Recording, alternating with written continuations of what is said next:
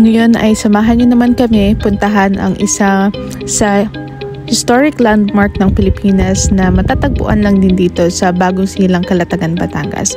Ito pala ay ang Cape Santiago o Parola de Cabo Santiago. Yun din ang tawag nila.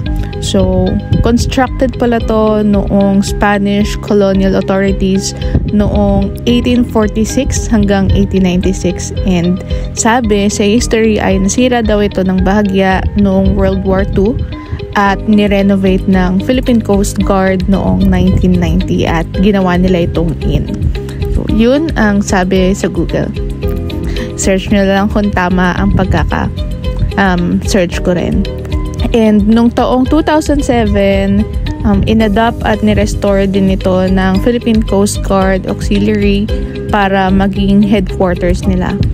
And naging historic landmark na ito simula nung 2018 and hanggang ngayon, grabe, operational pa rin pala siya.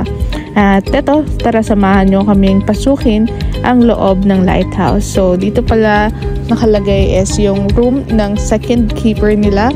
So ito is another office area din siguro nila ito. At ito pala, may picture din dito yung mga Philippine Coast Guard natin. So, ayan. Pause nyo na lang if gusto nyong basahin yan.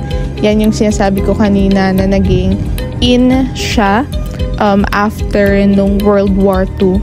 So, ayan. And nakakamangha lang siya dahil operational pa rin pala siya hanggang ngayon. Imagine, ilang taon na siya. Since Spanish era pa siya na-built at ito, mabuti naman at na-preserve nila to since part na siya ng historic landmark ng ating bansa.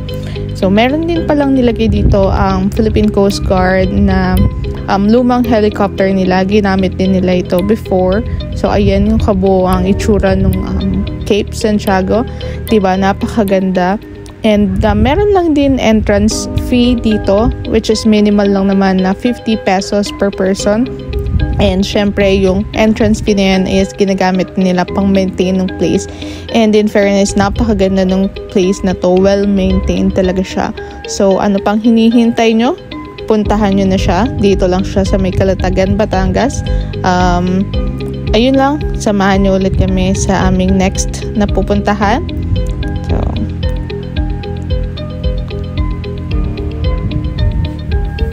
salamat sa panonood!